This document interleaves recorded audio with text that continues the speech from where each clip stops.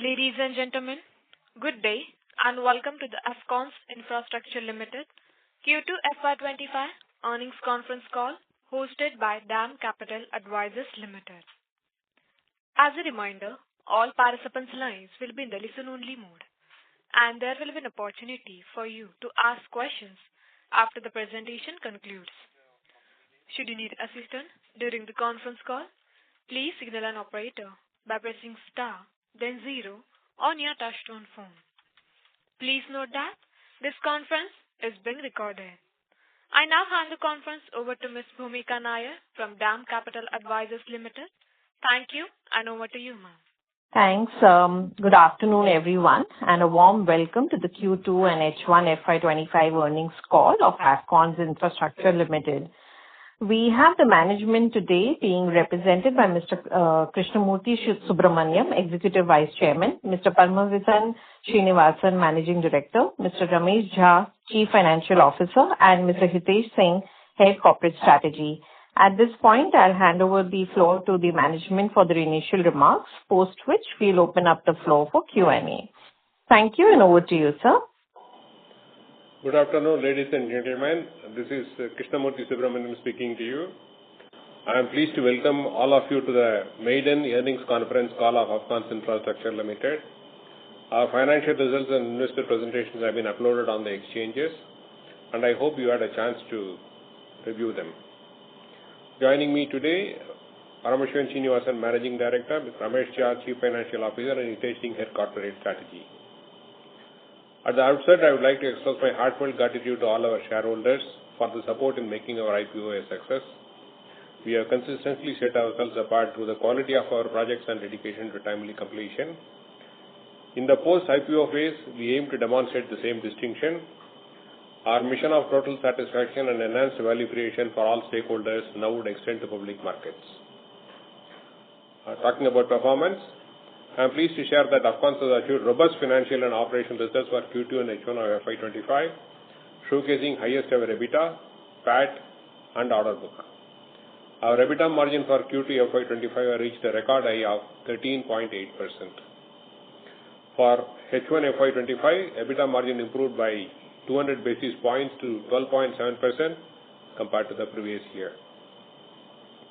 Our past 3 years, we have made substantial progress in enhancing our EBITDA margins, moving from sub 10% level to over 11% in FY24.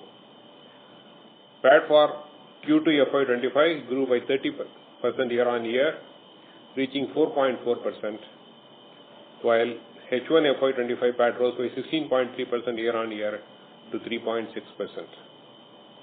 Our total income for Q2 FY25 stood at 3,090 crores, while the H1 FY25 figure was 6,303 crores. There is a marginal drop in revenue on a year-on-year basis. This is on the anticipated lines because, one, our order book was muted for the last 2 years, which was consistently calibrated because of bank guarantee constraints. Also, the general elections, because of which we faced delays in bill certification and payments from select customers. And also there was an impact of a severe monsoon in some of the projects. Due to these reasons, the debt also increased, and these aspects will be explained in detail by our CFO, Mr. Ramesh Jha.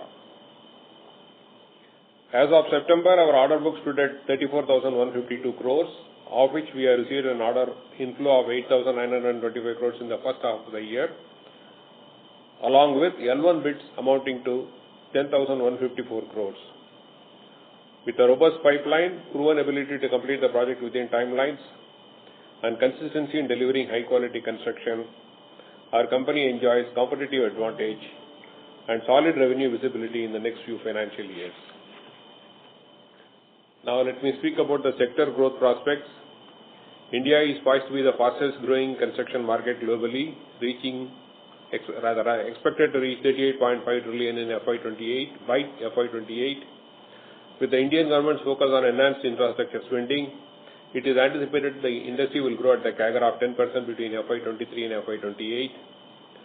Furthermore, in the construction markets in the overseas regions where we operate, they are expected to outpace most major global markets from 2024 to 2033.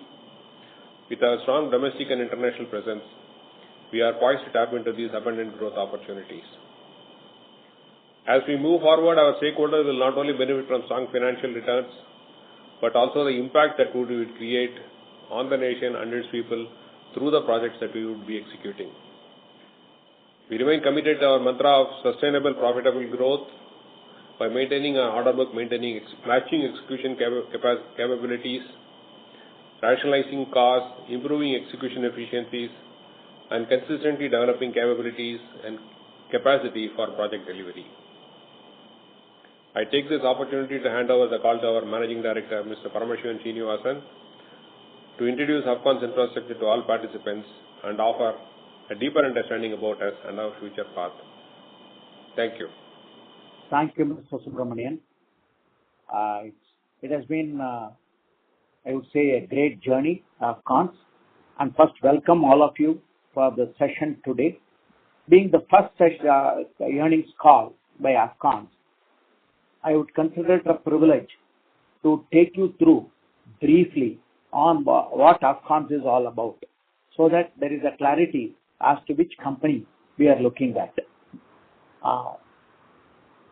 Afcons is a 65-year-old construction company, having been formed in the year 1959, with the Rodeo of Switzerland and Hazrat & Company of joining together as Rodeo Hazrat & Company. And sometime in 1973, when Foreign Exchange Regulation Act was introduced in India, Rodeo wanted to exit India. That was the point when employee-led consortium paid off Rodeo, took over the company, and it became an employee-owned company with the Hazrat & Company stake. So Rodeo Hazrat & Company became Asia Foundation and Construction Limited in 75-76. And then Afcons continued to do well. They used to have huge bank deposits at any point of time, and it went on. Sometime in the early 90s, for the funding needs of the company, when Afcons in the 80s entered into the road segment, there was huge funding needs for equipment and all. So early 90s, they placed shares with SICI, Shipping Credit Investment Corporation of India. And subsequently, in the second half of 90s, Afcons again placed shares with ICICI. When SICI merged with ICICI, ICICI was holding 47.3% stake in Afcons. When 2000 ICICI was going for an ADR issue, they have to necessarily consolidate or exit. That was the time. Shapurji Palanji paid off ICICI, took over 47.3%, and later issued this thing, open offer and other thing for the employees. Subsequently, as needed, they pumped in funds.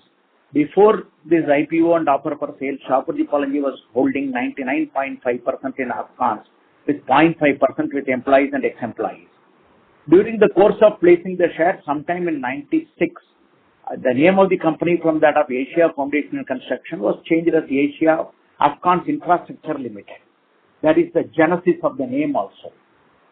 And once Afcons was, in 2000 when Afcons was taken over, Mr. Cyrus was responsible for this organization, and he played an important role in structuring the whole thing as a professionally run company with ownership and management are kept separately. So he followed a model that there will be a management which will run the show, and there will be an owner, and that model has worked very well in the case of Afcons. As Afcons, if you look at it over the last 2 decades, we have grown over 18% CAGR over a 20-year time frame if you look at it, and which is unprecedented on a consistent 18% CAGR in an Indian context is something which is very, very unique. And if you take even last 5 years, we have a CAGR of around 16% on an enhanced base. So with that kind of growth, we are poised to maintain the growth at 15-16% CAGR over a medium to longer term. And Afcons also decided few other things along the way. One, we did re-entry into overseas market. Afcons used to work in the overseas market in the past. In 70s, it worked in Iraq, then Eritrea, which currently in Eritrea, part of Ethiopia, then Oman, Sri Lanka, quite a few countries. But post 1993, Afcons had stopped working in overseas market. 2005, Afcons re-entered into overseas market. And last about close to 2 decades, we have done close to about 70 projects abroad. And quite, I would say, most of the projects have been delivered on or ahead of schedule to the satisfaction of the clients, resulting in recurring orders from many customers. And Afcons is present in practically all infrastructure segments, and our business is split into 5 verticals.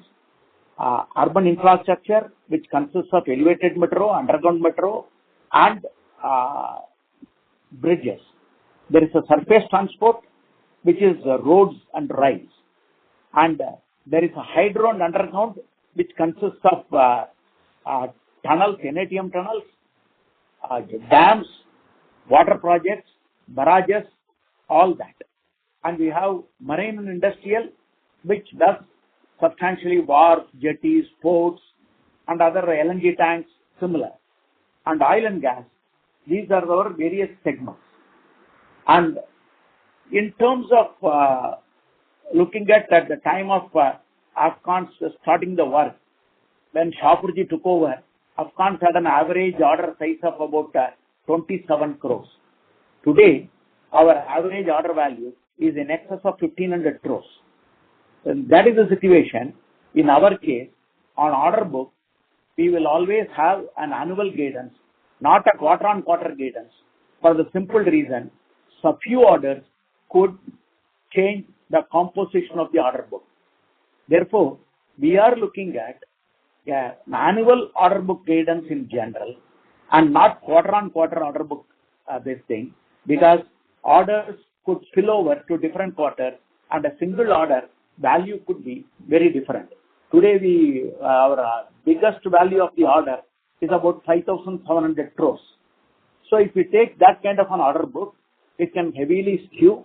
Therefore, order book guidance will be on an annual basis. And we have always been maintaining, Afcons, for the sake of your information, we are a 5-star export house as characterized as per the new policy guidelines of Government of Gas. For policy guidelines of Government of India, we have already got a 5-star export house status, and that recognizes our consistent export performance. Over a period of last several years, we have been having about 70-30 ratio in terms of turnover, while our current pending order book is skewed towards domestic order book. In due course of time, we are sure we will move to 70-30 ratio between domestic and overseas market. Significantly, Afcons has been rated by Engineering News Record on a consistent basis. As per Engineering News Record statistics of 2023, we are the 10th largest marine player in the world, 12th largest bridge player in the world. In both these categories, there is no other Indian construction company within the top 25. And in aqueducts, we are the 18th largest. In overall transportation, we are the 42nd largest. So these are significant achievements. And ENR categorizes the turnover outside of the home country. So whatever these numbers reflect, these are reflecting the turnovers outside the home country for all the companies it is same. So in terms of, and wherever we have worked, is another significant aspect is due to our engagement with the local populace in the respective countries by multiple manners. One, by engaging them as our employees, by workmen, by engaging them as subcontractors, by involving into large-scale CSR activities. Afcons had, wherever it had gone, had created a niche and in the process enhanced the image of India in such countries. That is a very significant thing. Wherever we have worked, more and more works are offered, or at least there is an intention to give more works to the Indian companies in such kind of countries. We could create a difference in that manner. And we also follow a good HR practices. That's something which we will cover in the later part. In terms of competitive advantages, if you look at it, Afcons has got a strong risk management practice. In fact, we have a practice of go, no go in any project. We have a standard formula where we look at it. If the project is all the cash flow, number one, we look at the client risk. If the client is risky, we don't participate. And if in terms of the second, we look at it, the project should be cash flow positive also. If substantial payments is going to come towards the end of the project is going to be cash flow negative, we generally try to avoid participating in such projects. Then third, we look at the capex expenditure.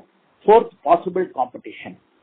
So with all these, if you look at it, over a longer tenure of 20 years, if you look at it, we have a hit ratio of around 18%. If you look at the last 4 years ratio, we have a hit ratio of in excess of 22%. So, which clearly conveys that practically every 4 to 5 jobs, we bag one job. That is something which is significant. And we have a robust contract management system. Therefore, we are construction companies have to handle disputes as a part of its body politic. Therefore, we have a well-developed contract management team towards that. And in terms of knowledge management practices, globally we are recognized as the best.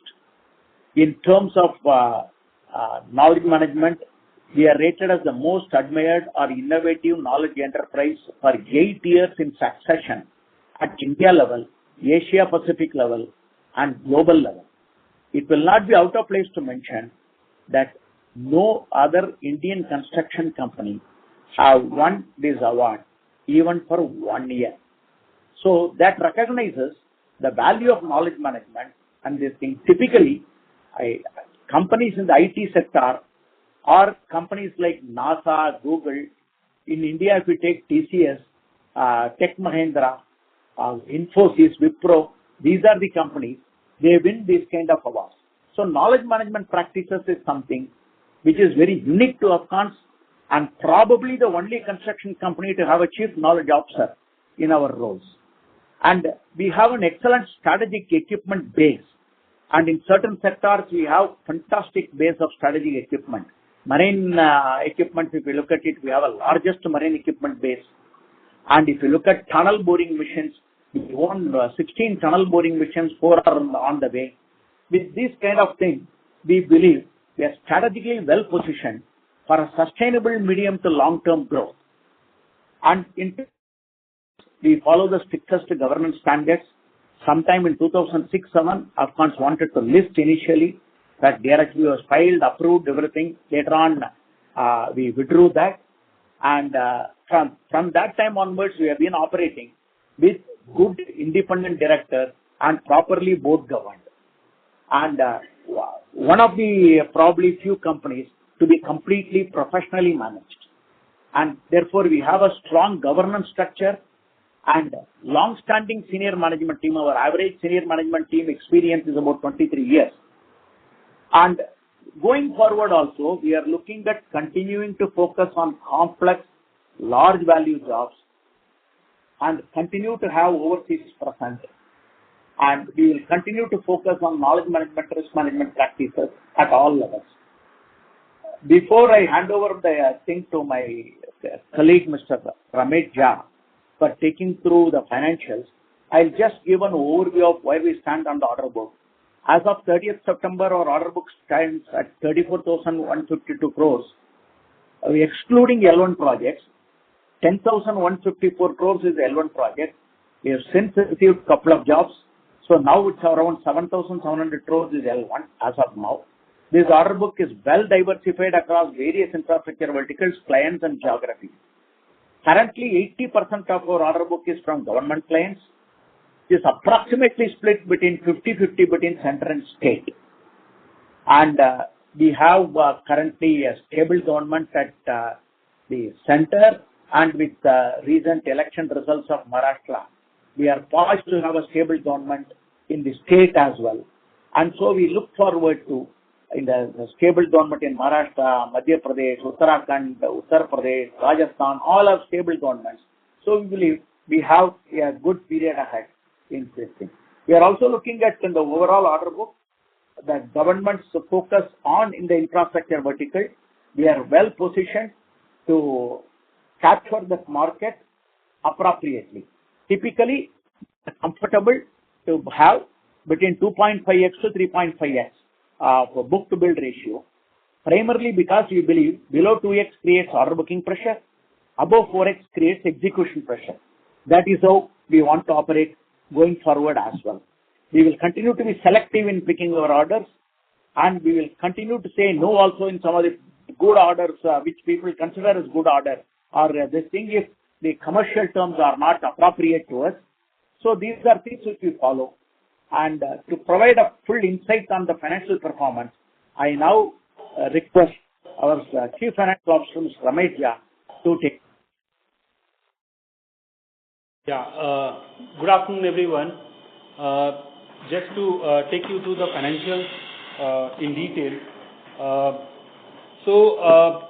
In the second quarter, we have done 3,090 crores of top line, as compared to 3,433 crores done in the previous Q2 FY24.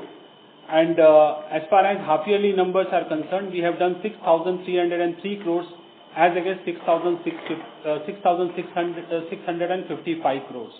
So there is a marginal drop in top line of around 5%.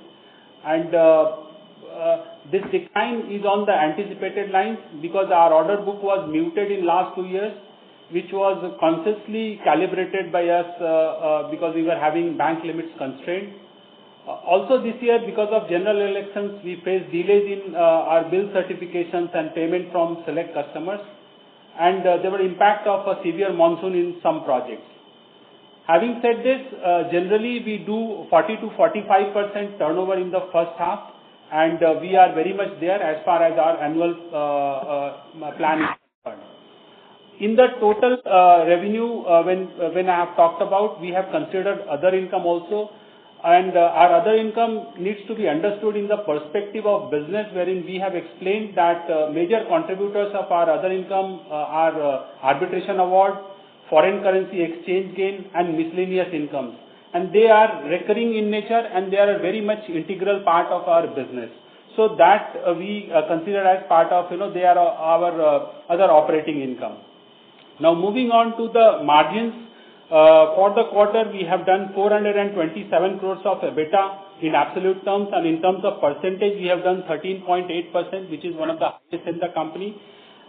With this, as compared to previous year in the same quarter, we had done 394 crores. So this year the number was for the quarter was 8.5% higher. For the half year ended, we have done 799 crores of EBITDA, which is 12.9% higher than the previous years of 708 crores. The EBITDA for the half year is around 12.7%, and this has improved by more than 200 basis points if we compare the same number of the previous half year. As far as profit after tax is concerned, for the quarter we have done 135 crores, which is 30% higher than the similar quarter for the last financial year. Whereas for the half year, we have done 227 crores of PAT, which is 3.6%, and this is 16.4% higher than the same for the last financial year half year. Now, when we talk about this, the numbers have, these profitability numbers have contributed in enhancing our net worth. Our net worth has reached close to 3,800 crores. To be very precise, 3,794 crores. And in this period, in line with generally the trend we face, the first half the year wherein bill certification and payments are not up to date. We saw the similar trend this year as well. We saw an elevated working capital requirement this year. This year also our working capital in September was at an elevated level. But this year it was further amplified because of the general elections related less traction in some of the sections, and some customers, the bills were not getting certified and payments were not forthcoming. But we are seeing the situation slowly improving. Hopefully year end we see much improved situation. The improved, this enhanced working capital requirement has contributed to our debt, which has increased during H1 of FY25. Our debt increased as we saw limited traction with some of the customers, and there were delays in certifications of bill, leading to jump in working capital requirement as I explained. We had to fund those projects to run the operations. Generally, this trend remains every year wherein bill certification and payments are not up to date. So we see a elevated working capital requirement and borrowing in Q2 generally I am saying. But this year it was further amplified. So the net debt we have closed the September with 2,640 crores, and on the net debt basis our debt to equity was around 0.7. And because of 40 to 45% of turnover only which happens in the half year, and this elevated working capital requirement, the capital employed in the business has gone up, and that has impacted the return what we achieve annually. So the return on capital employed was around 16.5%, which generally is in line with the number we do it for the half year. But as things improve in the second half, we see that these numbers will go back to the levels we had achieved for FY24 as well. Now moving on, and also I would like to highlight that these returns on say capital employed or the return on equity needs to be looked at on an annual basis only.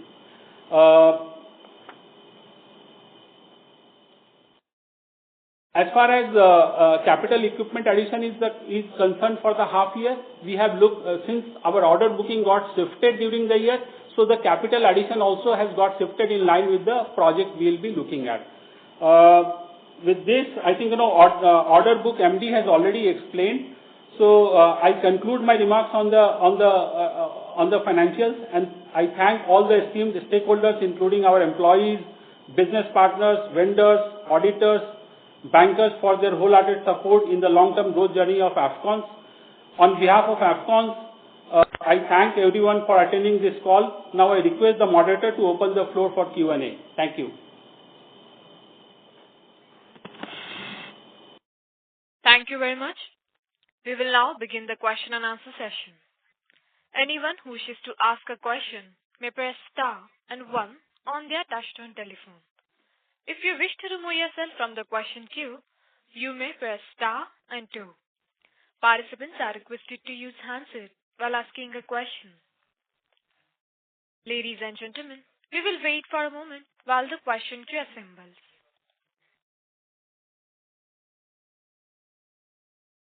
Participant, you may press star and 1 to ask a question. The first question is from the line of Ankur Sharma from HDFC Life Insurance. Please go ahead. Yeah, hi sir. Good afternoon. Thanks for your time. I had a couple of questions. Firstly, on the top line, which did degrow about 10-11% in Q2. If you could help us understand, the split between domestic and export growth. And secondly, within domestic, while we understand because of elections, monsoons, all these factors that you highlighted, leading to this kind of a slowdown on execution, how are you seeing things kind of shape up in the second half? Are you starting to see a pickup, now that, monsoons are over? So are we starting to see things kind of getting back in shape and therefore second half being significantly better? Yeah, thanks. I will answer the second part of the question. First part of the question breakup will be given by my CFO. I am Paramashwan here. In terms of second half of the year, we would expect for the year, top line, flat to non. That is what we had indicated this thing. And considering the previous 2 years of calibrated order growth, we had this thing, we will have a flat to growth in the top line in the current year. While we look forward to in 26, while if we consider including L1, we are fully booked for our 100% of our order book is in place for 26, and for 26 we expect 20 to 25% growth comfortably from the current position. As I conveyed earlier, our medium to long term CAGR we would maintain at 15 to 16%. That is the general guidance. Ramesh, you would like to give him clarification on export and domestic turnover? Yeah, so as far as the turnover for the half year is concerned, 29% was from overseas market and 71% was from the domestic market. So I was referring to the growth rate, right? I understand the split between the two. I was trying to understand what was the growth rate between domestic and exports. So, see, as far as growth is concerned, since the pending order, whatever we were having, we expect the same trend to continue in the range of, say, around 30% from the overseas market and 70% from the domestic market. The balance here. Okay, fair. Secondly, sir, on the order inflows, as you highlighted, we got about 9,000 odd crores in the first half, plus the L1. So, how much are you targeting for the full year? And also, if you could help us understand which are the key end segments where you're getting these orders from. Are these more domestic? Are these more exports?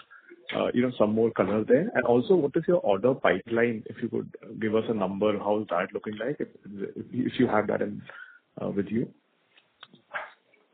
In terms of order work, we have, including L1, you would have observed, we have in excess of 20,000 already. We had at the beginning of the year, we had set ourselves a target of 20,000 crores, which we have practically crossed for the year if all the L1 jobs come into our kitty. We have already submitted quite a few bids, and we are submitting further bids, and therefore we expect a further order booking of not less than 5,000 crores.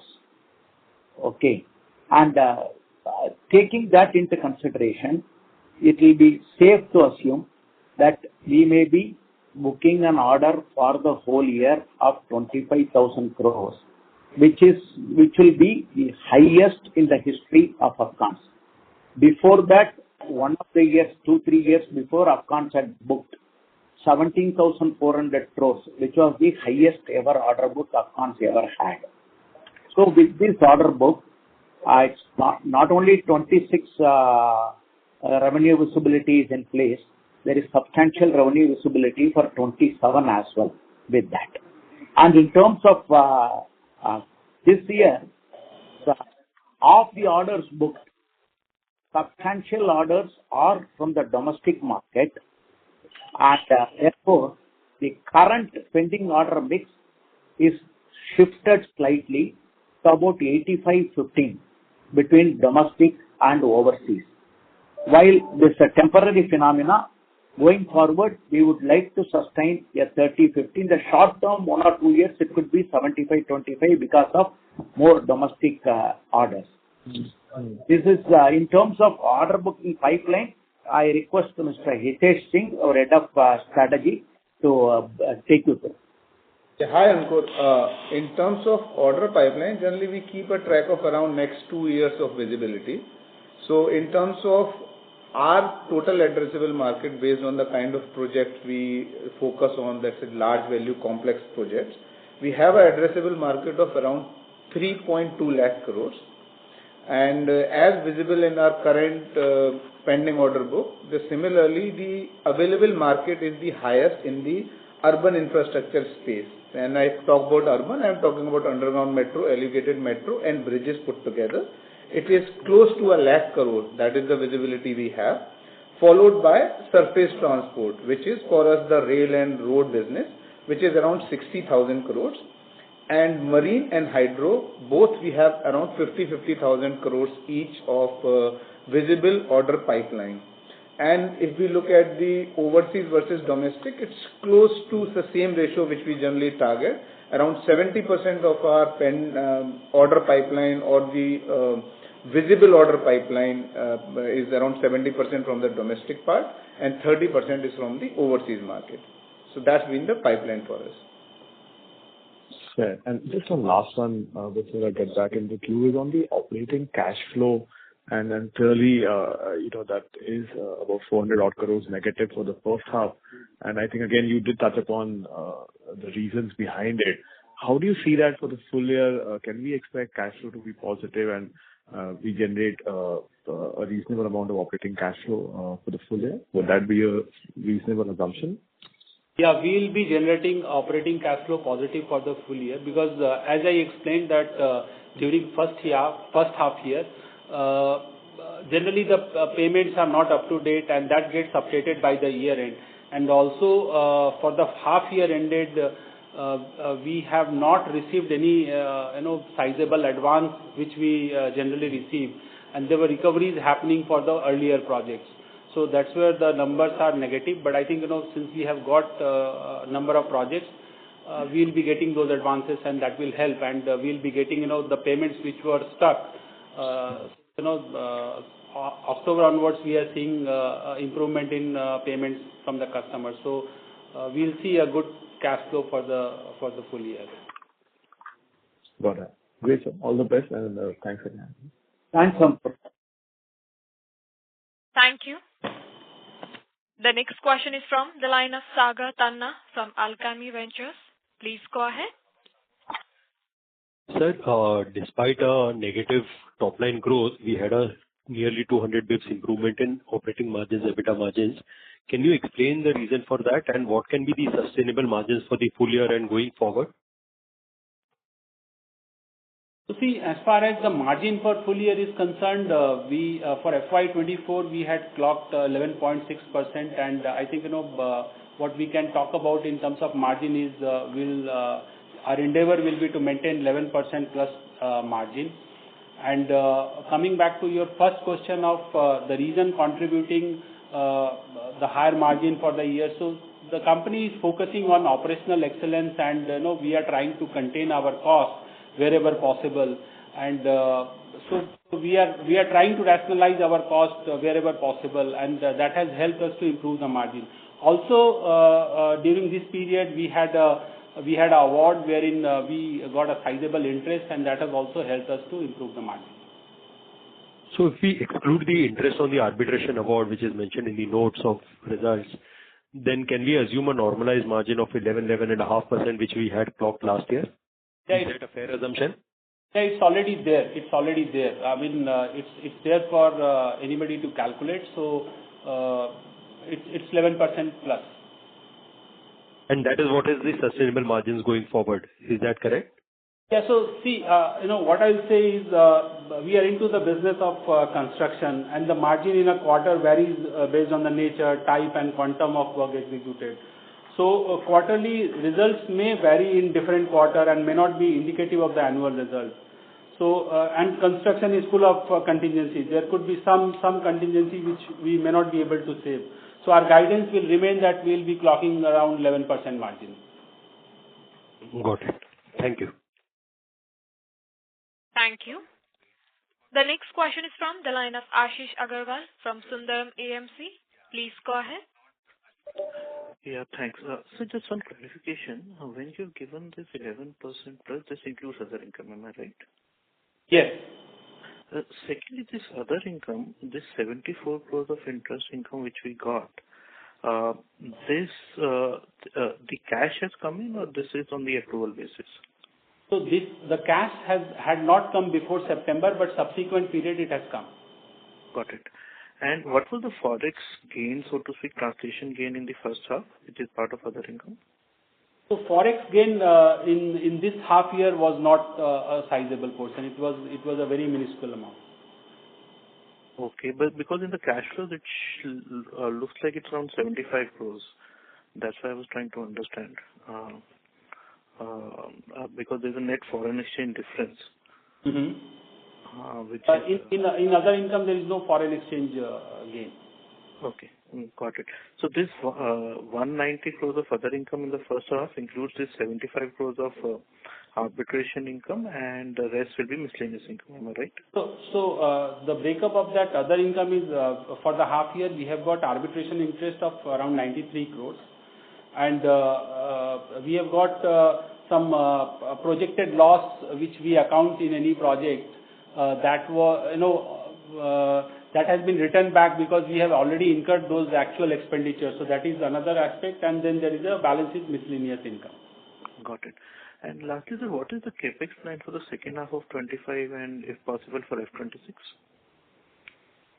So see, for specific number for the capex, since we had for this financial year, we had planned a sizable capex related to, we were buying 3 TBMs. Now those 3 TBMs, we were expecting one of the TBMs to come before the half year, which has got shifted. So, the number we were looking at for the full financial year, we are looking at a reduced number for the total capex for the year. But if you can quantify that? So it will be difficult to put a number at the moment because, we'll have to see, because some of the projects which we were expecting, say, by March or in the first quarter of June, so all those orders got shifted. So we'll try to, optimize the utilization of those equipment, and as per the requirement, we'll try to plan it. But if I have to put a number for next 6 quarters, right, let's say for rest of F25 and F26, what kind of capex? Is it fair to assume it will be roughly 3 to 4% of your revenues? Generally, we try to maintain in that range only. The capex generally is in that range only of the top line. Got it. Thank you, sir. Thanks a lot. Thank you. The next question is from the line of Ashish Shah from HDFC AMC. Please go ahead. Yeah, good afternoon and thank you for the opportunity. So first question is on the Q2 being soft. You did give some broader perspective, but a little more detail if you can share which segments and which particular type of projects were more impacted, and more importantly, as we now are here almost in the end of November, how has the improvement happened, or if at all it has happened? No, so specifically, if I can talk about, then water-related projects was one segment where we have seen less of traction. Generally, there was a bill certification and payment-related issues. So we had 3 projects or so in that. And our project, like we are doing one project in Rajasthan, then a couple of projects in Bihar, and some other projects where we, because of monsoon-related issues, we saw the turnover going down. Apart from water, anything significant, sir, which could have attributed to this slightly lower than expected performance? So, see, as we said that generally we in first half of the year we generally do 40-45%, and we are largely there in terms of top line. So these were the projects where we had seen difficulties, water projects and some of the projects, bridges project where due to severe monsoon we could not work. Sure. Sir, sorry, also there was a little bit disturbance, so I missed the number for FY25. You said for the revenue, you said flattish or something I maybe missed. Okay, so what we have talked about, what MD has talked about, that we are looking at a flat to a nominal growth. Okay. In terms of FY25, we are looking at a flat to nominal growth, and in terms of FY26, we will have 20 to 25% growth. Yes. And on a medium to longer term, we are looking at a CAGR of 15 to 16%. Fair enough. Which is what we have obtained in the last 5 years. And as far as EBITDA is concerned, we are looking at 11% plus. Correct, sir. Also, for the L1 positions, we did say that the 10,000 odd crore number is now come down to 7,000 because maybe the LOAs have been received. So a broad color, if you can share on which are major orders in this L1 positions, and by when do you think that these could be converted into firm orders? The first part, Hitesh, can you take them through? Sure. Ashish, Hitesh here. So, in terms of L1 order which are pending currently with us is two projects. One is Nagpur Gondia package number 1 and Nagpur Gondia package 2. Both are around 2,500 and 2,800 crores. And one project we have got in Visakhapatnam for DRDO, that is around 954 crores. So that's where the L1 as on date is 6,402 crores. That is There is one more. Bhopal Metro is also there. Yeah, Bhopal Metro is additional. This Bhopal Metro and Visakhapatnam, we expect in another couple of weeks. By mid-December, we should have it in hand. Before that, because it has gone for institutional approval, Bhopal Metro. It is ADB funded job. Therefore, it has gone for ADB for approval. Here, it has gone to Navy for approval. So, both of these we expect by middle of December. In terms of Nagpur Gondia Expressway, I think once the government formation is completed, they will go ahead with the process. The timing I am not in a position to say, because there is a land acquisition related payment is to be made. After making the payment, they will release this order. Right, sir. And maybe just one last thing. What's the kind of order book which comes from Bangladesh at this point of time, and how's the execution on the ground on those projects? On Bangladesh, we are doing 4 projects, 3 road projects and 1 railway projects. Out of which 1 road project, we had right from the beginning, we have maintained the position that because the order itself was given after 19 months of the submission of bid. Therefore, without rate revision, we will not commence the work. So now the government is in the process of accepting it, and therefore, most likely, the order will be formally agreed to be foreclosed for that. That's a small job, around 600 crores. And the other 2 job, one job, there are 2 road jobs. Of these 2 road jobs put together, will be roughly around 600-700 crores balance work.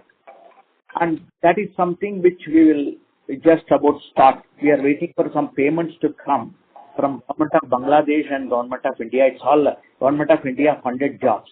The other one, a railway project, is a joint venture between Afcons and KPTL. And their 50-50 is each. And there nearly about 60% is completed, I think. Hitesh, correct me. And the balance part of it is under execution. They are also giving land in bits and pieces. Therefore, it's going slow. And in terms of payment, as it is an Indian funded job, we don't foresee any payment related risk.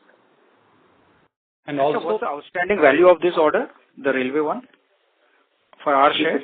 Railway and road put together, Ramesh or Hitesh, can you give the exact number?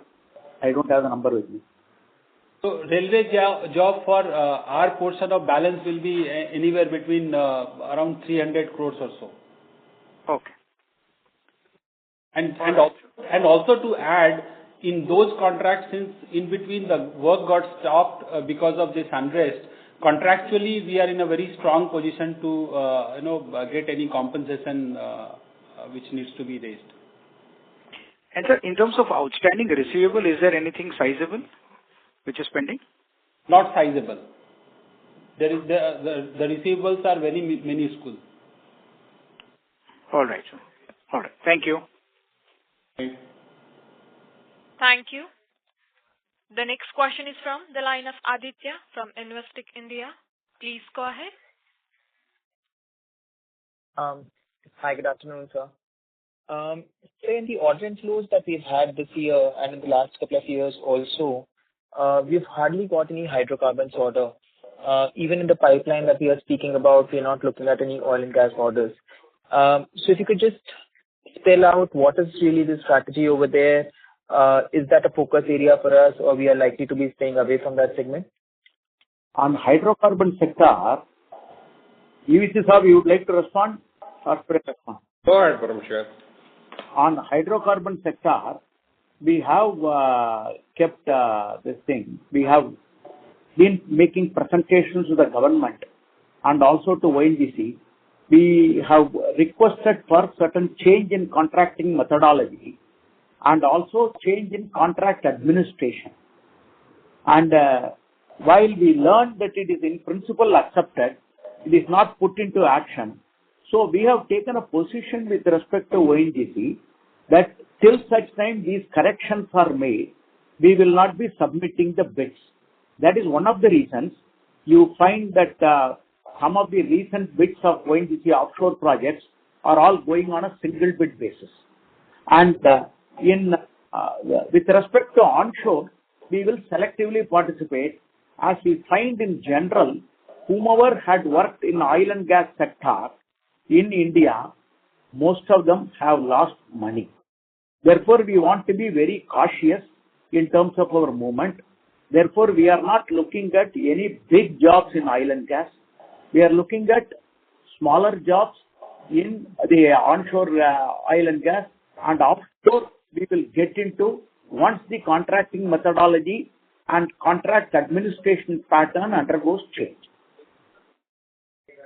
In other words, when the environment of oil and gas undergoes a change, we are there because we already have done a couple of very high-tech projects.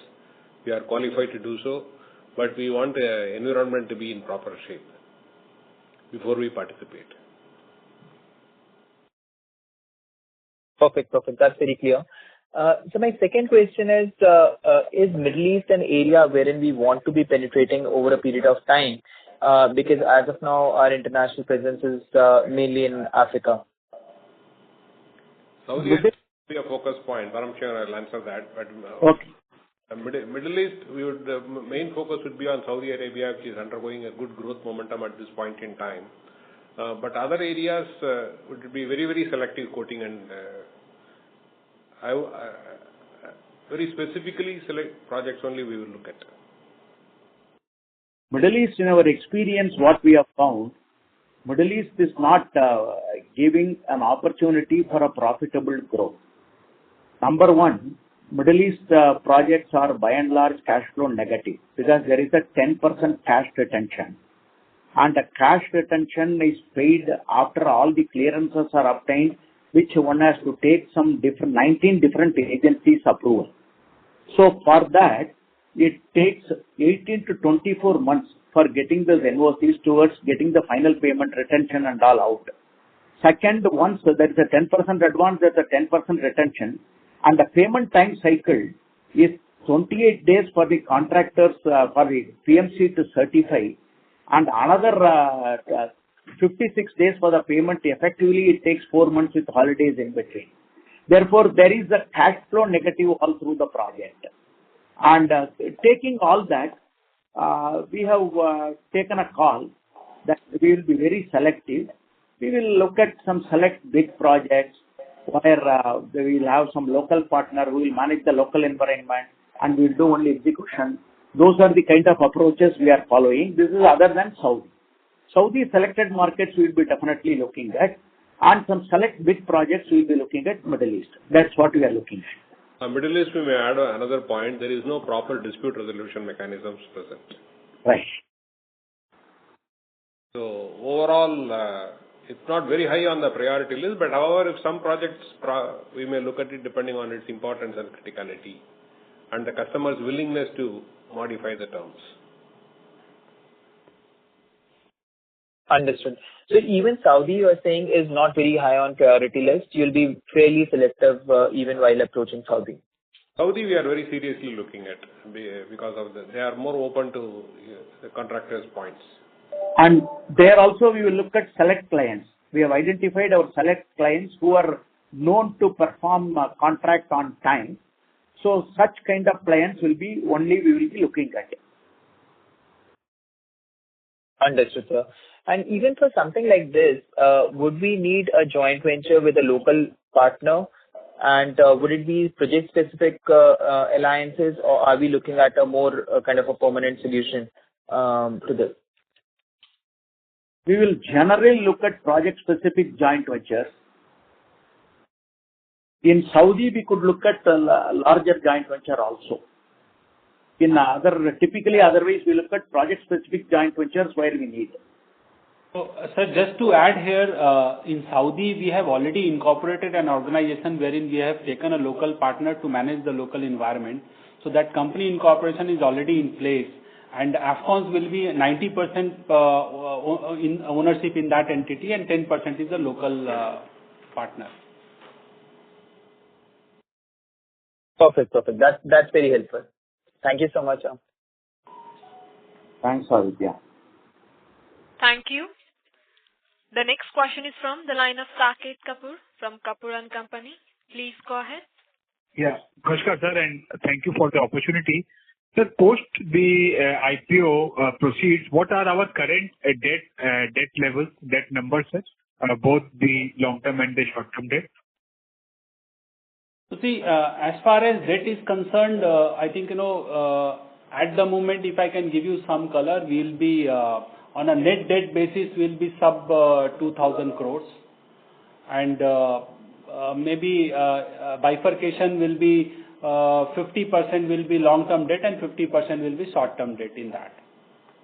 Okay. And sir, what should we exit the year in terms of this debt number going in which direction? So as we have talked about that, in the second half, we'll be looking at a substantial improvement in our cash flow.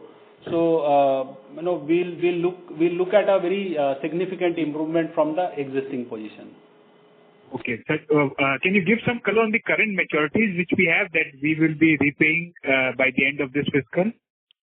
So see, the term loans we have talked about in the range of say 1,000 crores odd. Those are all long-term loans repayable over a period of say anywhere between those are all 5 years, 8 years kind of a loan. So the repayments will not be that significant in this financial year. I don't have the exact numbers at the moment. And the working capital loan remaining 1,000 crores are all continuing facility which we avail and pay off as and when the surpluses arises. And those limits are always available. So we have got a very sizable bank limit which is available to us.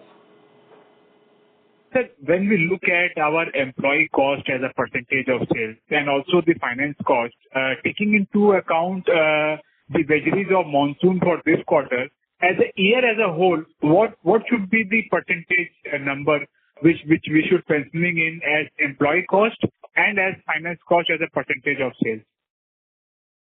So the employee cost, anywhere it will be on the overall year, it will be somewhere around 10.5% or so. And finance cost, it will be somewhere around 3.5% to 3.6%. Okay. And for the long term, so going ahead, in order to bring the efficiency and improve the margins, are these two variables monitorable? And do we look at a lower number going ahead, or do we find this as the historical and the industry averages only that we need to maintain for the continuity of business? So as far as employee cost is concerned, the way management is looking at, we are looking at per employee turnover should go up, and that's where we are working on. So as things stands, we are expecting that in terms of percentage, it should come down. That is one. That's a medium-term guidance. And as far as finance cost is concerned, I think in terms of percentage, it should further improve. It's on the lower side, yeah. Improvement is rather than directly attacking these cost components which come out of a project duration, improved project performance by way of earlier completion by our technology, knowledge management and the innovation practices would remain the driver. And naturally, all the components of cost would be impacted negatively, means with a reduction by this strategy. Okay. So a small point on the water segment. I missed your commentary on the same. Can you elaborate what was the business environment and what portion of our order booking is towards the water segment and the scope of work for us? Hitesh? So see, as far as water segment is concerned, what we saw that ever since the elections were announced sometime in March, April, after that, there was a complete lull in terms of activity with those agencies, and we had seen the bills were not getting certified, and there were no payment allocation from the ministry to respective state agencies which were executing the project. so payments were not forthcoming. And after the election result, there was a change in ministry and a new regime at the helm of the affairs. They were trying to understand the whole set of things, and it took a lot of time to get bills certified and paid. So that's the difficulty we were facing. And as far as around 1,002, yeah. And currently the pending drinking water supply projects will be around 1,100 to 1,200 crores in the pending order book. So we are participating in this Jal Jeevan scheme and the Amrut scheme with respect to our order book and execution? Yes, Jal Jeevan we are participating, but our participation is limited as explained by Hitesh. Sir, I missed your last comment. Yeah, we are participating, but we are being cautiously we are approaching this segment. It was a new segment for us. So it is not a high technology segment, but it has a social value. So we are participating and helping in the process, but the exposure is limited.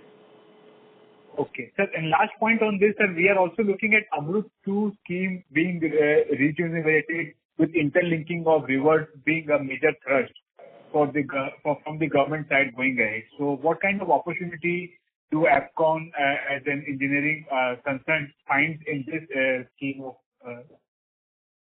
We look at the opportunities very closely, and interlinking rivers, we are well positioned both in terms of our presence in marine segment and also in water and irrigation segment, and therefore we look forward to a significant jobs coming through the interlinking of rivers going forward.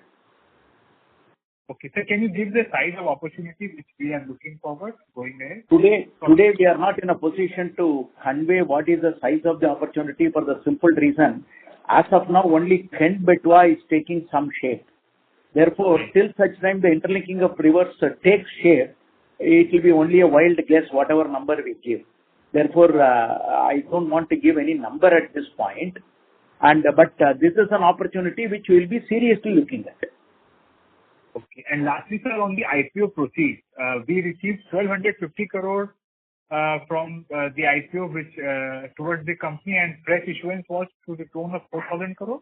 I mean, how was the proceeds bifurcated? Ramesh? Yeah, so we have received, the company has received 1,250 crores, and after adjusting for the issue expenses, the proceeds have been used by company. Of this, we received some, after the expenses, we received some 1,223 crores. We have used a large portion of it towards repayment of debt and towards working capital we have already utilized. The capex plan is earmarked for the capital payment what we are having. Those are going to be utilized in due course of time, because some payments are happening in November, some payment is happening in December, and some in January. And we are left with a small portion of general corporate purpose, which is earmarked for some of the forthcoming general corporate purpose expenditure by say this month end or maybe first week of December. So as far as the company's proceeds are concerned, the OFS portion has gone to the selling shareholder, which is Goswami Infratech, and they have used that towards repayment of the parent level debt.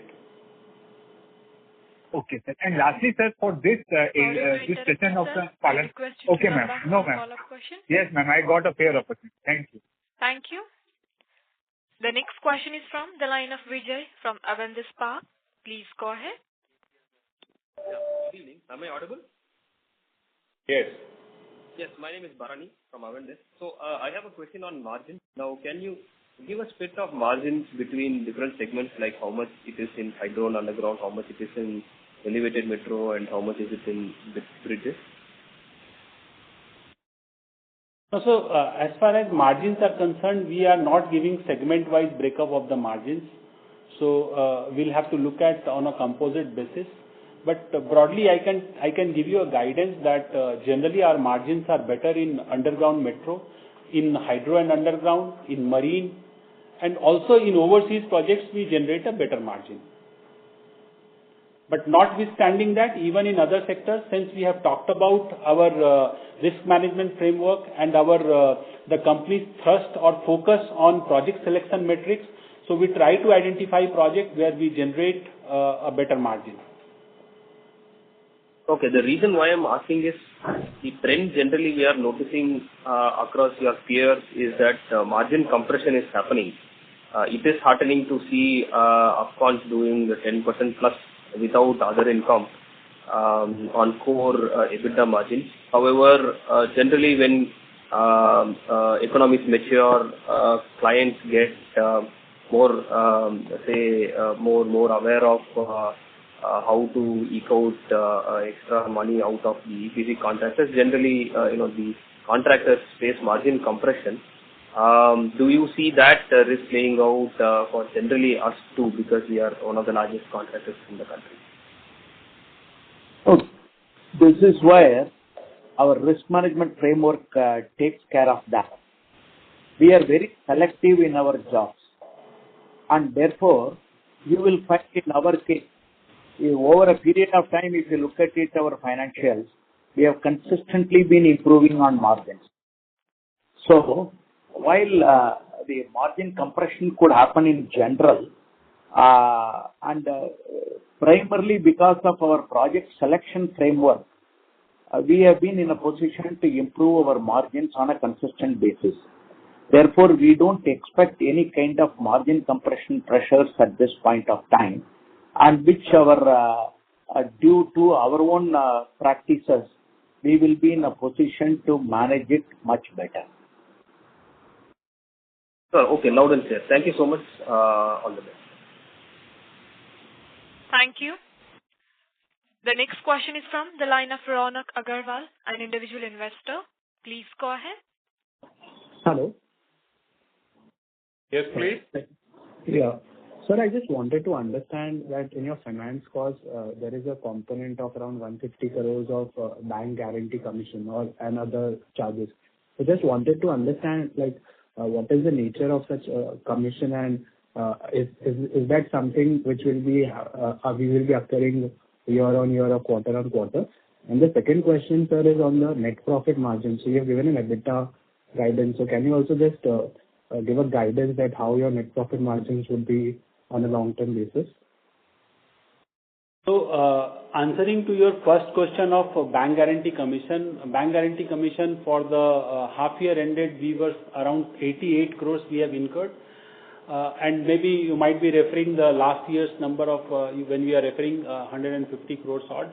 So see, this bank guarantee commission is very much integral to construction business, wherein a company is required to provide performance guarantee and advance payment guarantee and retention guarantee to their customers. And that's a very much a very obvious requirement for the contractor to provide. So that expenditure will be a continuing requirement, and that will be a continuing expenditure for the company. As far as guidance on the net profit margin is concerned, so at the moment what we are talking about is EBITDA margin only, and basis that since we have talked about that we are looking at reduction in our finance cost and all that. So that should automatically translate into the net profit margin. Got it. So basically, sir, that 3.5 to 4% which we spoke about earlier for the finance charges, that would include this bank guarantee commission, etc. So that would be the let's say a fair estimate of the bank finance charges for the company. Yes. Got it. Thank you, sir. Thank you, Ron. Thank you. The next question is from the line of Anupam Gupta from IIFL Securities Limited. Please go ahead. Yeah, good afternoon, sir. The first question is, you had mentioned in your remarks that your working capital constraints had limited your order inflows, sort of, which you saw over the last year or so. Post the IPO, what sort of resolution have you seen, and what incremental improvements do you see in the constraints which were there in the last 1 year? So, what constraints we were talking about in terms of bank limit, which was there, but those issues were already solved prior to the IPO, because in FY24 itself we had got our bank limit enhanced from the banks. So we had a sizable enhancement in our bank limit, and that bank limit will take care of companies maybe couple of years order booking requirement. And generally banks, they, as per the prudential norm, they sanction 9 times of the net worth, total bank limit. And today, if you look at from the net worth perspective, before IPO we were somewhere around 6 or so, and post this IPO will be somewhere around say 4.25 kind of range. So we'll have enough headroom if there is a requirement for further bank limit to go back to bank for asking further limits. So I hope this answers your question. So let's say if you were to quantify this, what are your fund-based and non-fund-based limits at this point of time, and how much is utilized? So we have around 20,700 crores of total bank limit. Of that, 1,800 crores is fund-based limit, and 18,900 is non-fund-based limit. In terms of utilization towards the fund-based limit, maybe we'll be somewhere around say 50-55% kind of utilization we'll be having. And as far as non-fund base is concerned, we have got a sizable limit which is free. We'll be utilizing somewhere around say 14,500 to 15,000 crore kind of a bank limit. Understand. Okay. And the second question is, you mentioned that the mix of the order book is more towards domestic at this point of time. And generally what we understand is, and you also said that overseas has higher margins, and I would assume overseas would have lower operating cycle as well. So given that the mix is more domestic at this point of time, do you expect some pressure on margins because of that? And similarly on working capital, or that's not the right way to look at it? Yes, sir. Go ahead. Go ahead, Ramesh. You answer, sir. See, we have, while in general, whatever you have stated is right, currently we have by and large focused on selecting the jobs in such a manner in the domestic market also, which are reasonably good margin. And also in terms of operating cycle, we don't expect much of an issue on account of this. Therefore, we don't expect on account of some change in the mix of between domestic and overseas jobs at this point, which is short term, I would call it, there will be change in the margin pattern. We will be in a position to sustain our margins as informed by our CFO, north of 11% at EBITDA level. Sure. Okay. And just one last question, if you can help. Generally, how much of your work do you subcontract annually, or is it largely done yourself captively? We look to have about 30% of our work subcontracted. Today we are somewhere between 22 to 25% of our work getting subcontracted. We intend to move to 30% subcontracting. We don't give back-to-back subcontract totally. Any activity-specific subcontracting, we give it. Which typically less value-added jobs is a kind of work where voluminous work, where subcontractor also will be very comfortable. Those are the kind of work we try to give on subcontract basis. Sure. Okay. That's all from my side, sir. Thank you. Thank you. Thank you. Ladies and gentlemen, we'll take this as the last question. I now hand the conference over to Ms. Bhumika Nair for closing comments. Yeah, I would like to thank the management for giving us an opportunity to host the call and answering all the queries very patiently. Wishing you all the very best, and thank you to all the participants for the participation. Thank you very much, sir. Any closing remarks from your end? Thanks a lot for this excellent investor conference, earnings conference rather. It has been very enjoyable and nice for us as we are participating in it for the first time. We would like to engage more and more with all of you. Thank you for this opportunity. And we also look forward all of you to stay with us in the longer term, and you will find the value grow. Thank you. On behalf of DAM Capital Advisors Limited, that concludes this conference. Thank you for joining us, and you may now disconnect your lines. Thank you. Thank you. Thank you so much.